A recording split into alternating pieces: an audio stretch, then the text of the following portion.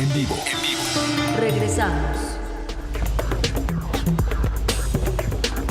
Dentro de las cosas que estamos viendo en estos momentos, desde luego el tema Sinaloa, pues ha ido recrudeciéndose por el acumulado de personas víctimas de asesinato, por el acumulado, históricamente hablando, por el acumulado de lo que ha pasado desde que se llevaron al Mayo Zambada y se desató una guerra intestina que ha tenido consecuencias gravísimas para Sinaloa, con asuntos que tienen que ver con ataques en contra de figuras de la política, como los 2 legisladores de Movimiento Ciudadano o los 10 trabajadores, ingenieros y técnicos de una empresa canadiense a quienes se privó de su libertad también en estos días. En fin, un conjunto de cosas sumamente graves, y le aprecio mucho a un especialista en seguridad pública, que es David Saucedo, que esté aquí. David es una figura muy apreciada por nosotros y en general por los medios de comunicación, por su contribución al análisis y conocimiento de lo que está pasando. Gracias, David. Gracias por tomar la comunicación en este día feriado. Bienvenido. ¿Qué tal, Carmen? Qué gusto saludarte a ti, el auditorio, y a tus órdenes. Igualmente, ¿qué decir de Sinaloa en este momento con los números y datos y situaciones disponibles? Mira, lo que tenemos es un incremento de la violencia homicida, producto de este reforzamiento que han tenido algunas de las facciones de los dos grupos que están en pugna. Como se sabe, desde hace aproximadamente un año, el Cártel Jalisco Nueva Generación pactó con los Chapitos un traslado de hombres, armas y municiones para respaldar su guerra en contra de Ismael Zambada Sicarios, alias el Mayito Flaco, hijo del Mayo Zambada y heredero de su narcoimperio. Sin embargo, debido a los distintos frentes de guerra que tiene el Cártel Jalisco en distintas entidades del país, Zacatecas, Michoacán, Guanajuato, la propia Ciudad de México, Chiapas, este apoyo que se pactó a cambio de que los chapitos entregaran rutas comerciales, el control de ciertas regiones de México y también de la distribución de drogas en los Estados Unidos, el respaldo no se había visto como tal. De hecho, existía la presunción por parte de las autoridades de los Estados Unidos que el Cártel Jalisco había estado escatimando, regateando,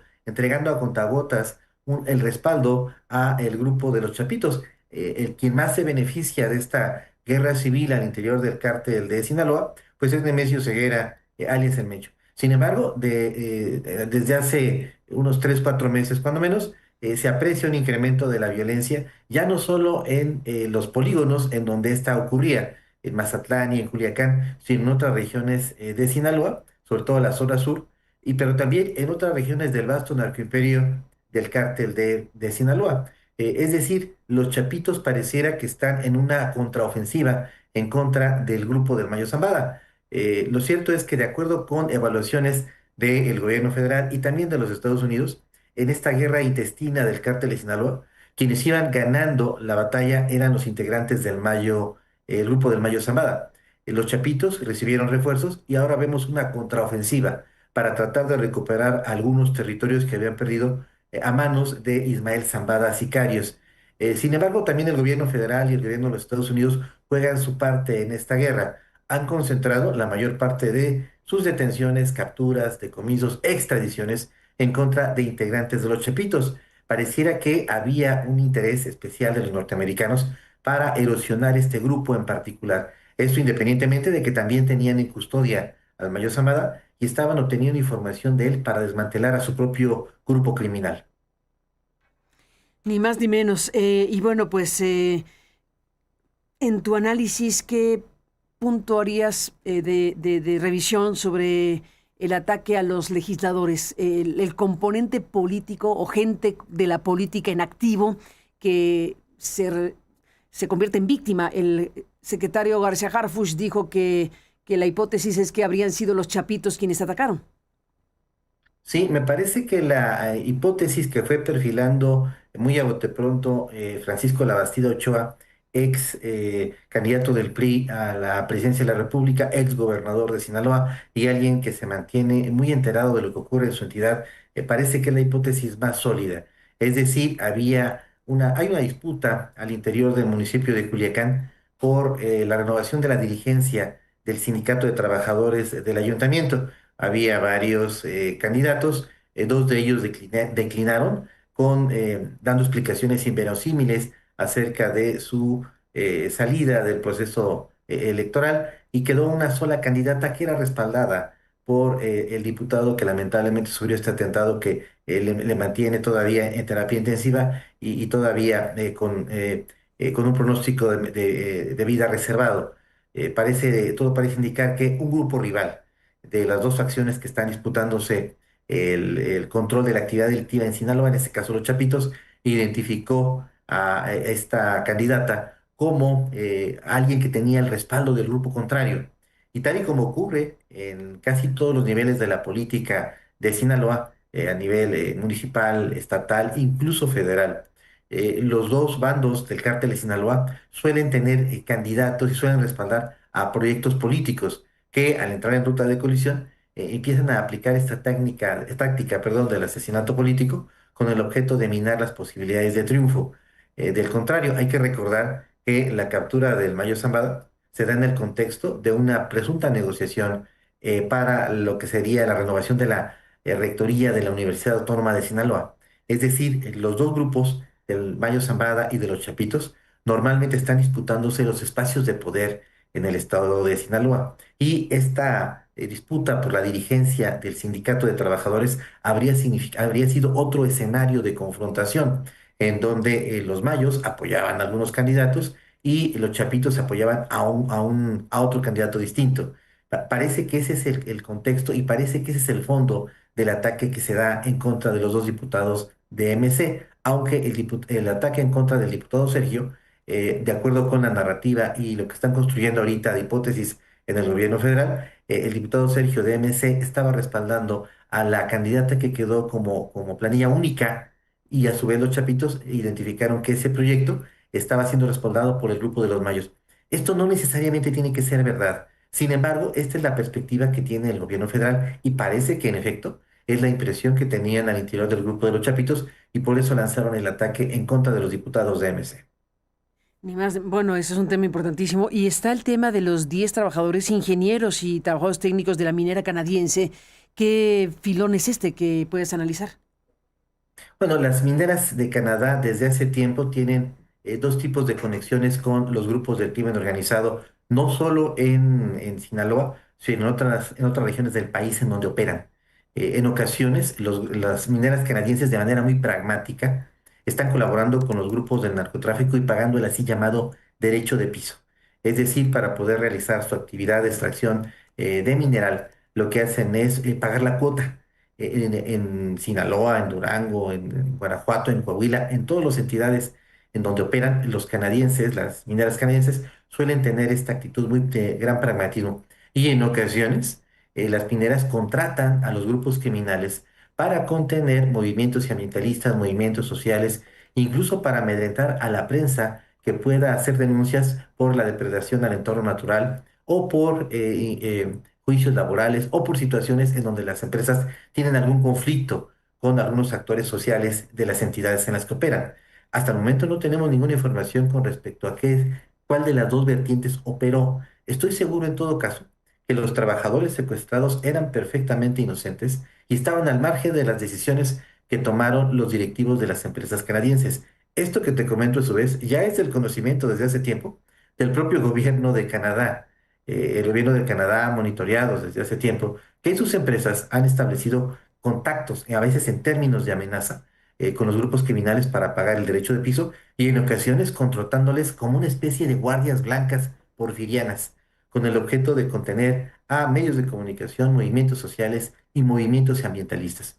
El secretario Mark García Harfuch me parece que por prudencia diplomática no ha querido dar a conocer lo que él seguramente a esta altura ya sabe. Yo tengo la impresión de que en este caso en particular, la empresa canadiense colaboraba con algún grupo del narcotráfico y el grupo rival decidió empezar a ejercer represalias para cortar esta fuente de financiamiento.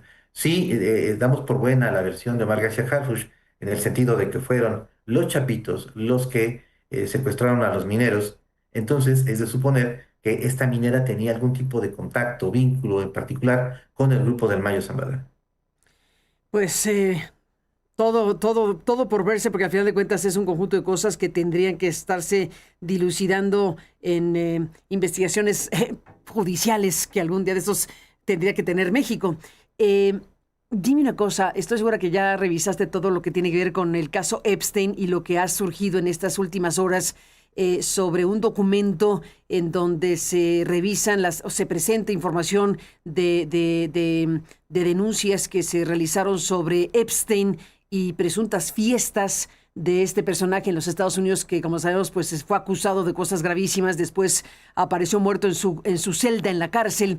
Pero bueno, aquí la pregunta es si efectivamente, como ahí se vislumbra en estos documentos, Donald Trump pudo haber participado de presuntas fiestas o reuniones organizadas por Epstein con integrantes del cártel de Sinaloa, ni más ni menos. Apenas el viernes 30 es que se revelaron un conjunto de archivos y de elementos de la investigación Epstein y pues se menciona y se habla de estas fiestas a las que habría acudido el presidente Donald Trump con miembros del cártel de Sinaloa. Y eso, bueno, ya va agudizando la situación de Trump con el tema Epstein. ¿Qué te parece esta revelación?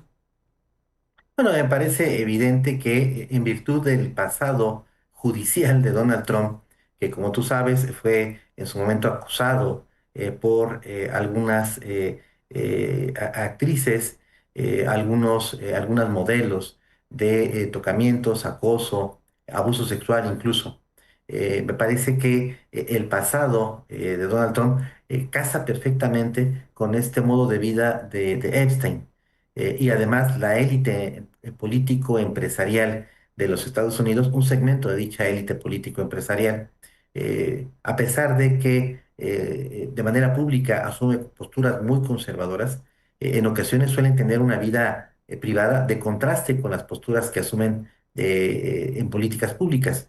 Entonces, los antecedentes de Donald Trump nos permiten suponer que en efecto esta participación en las fiestas de Epstein coincide justamente con las acusaciones que de manera previa él había recibido y que había negociado y había llegado a acuerdos fuera de tribunales para que estas fueran retiradas. Algunas demandas siguieron sin un efecto judicial en su contra, otras sí, a pesar de ello, él logró incluso ser electo presidente de los Estados Unidos en la primera, de su primer periodo. Epstein se sabía desde hace tiempo que tenía conexiones mexicanas e integrantes de la élite del narco habían estado en comunicación con él justamente para participar de este tipo de festejos, en donde llegaban atletas de alto rendimiento, estrellas de Hollywood, cantantes y narcotraficantes mexicanos, y no solo mexicanos. Así que a mí me parece que en efecto es una vertiente consolidada de que Epstein haya sido el punto focal en el cual confluyeron élites empresariales y élites del narcotráfico en México, que además habían servido para establecer canales de comunicación para el blanqueo de capitales. Hay demandas en Estados Unidos muy viejas que el presidente Trump logró contener en su momento, cuando todavía no era presidente, en donde le acusaban de haber recibido recursos de procedencia ilícita, justamente de grupos del crimen organizado en la élite empresarial neoyorquina. Siempre se comentó en Radio Pasillo que era impresionante cómo Donald Trump había levantado un imperio cuando no se le conocía como tal un pasado exitoso.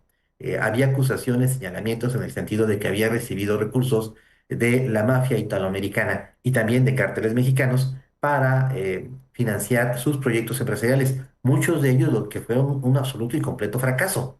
Entonces, esta pista de Epstein me parece que da un elemento más y que empieza a dar sustento a esta vieja acusación que hubo en su contra, pero que nunca se pudo sustanciar. Pues ahí está. David Saucedo, te aprecio muchísimo que nos hayas podido contar todo esto y seguiremos como siempre en contacto. Muchísimas gracias por tu presencia. Buen día.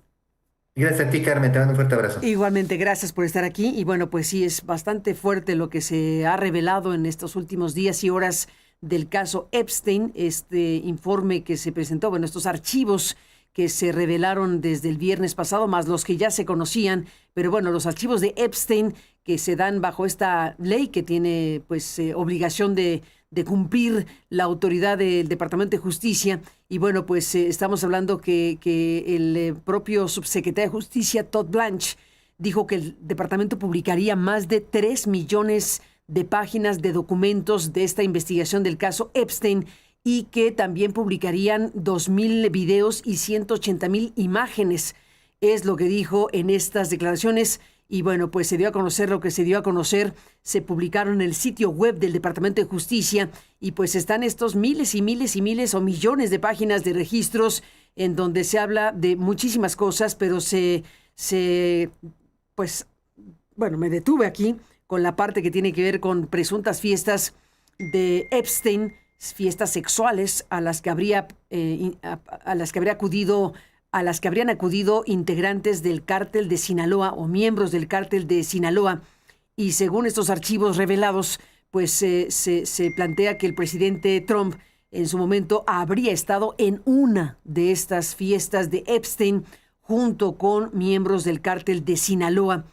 Este cártel de Sinaloa que el propio Donald Trump ha señalado como cártel terrorista, como sabemos ya en su calidad de presidente de los Estados Unidos. Así que bueno, pues está el conjunto de elementos que se están conociendo cada vez más en Estados Unidos y que van pues rodeando a la figura del hoy presidente de los Estados Unidos de América.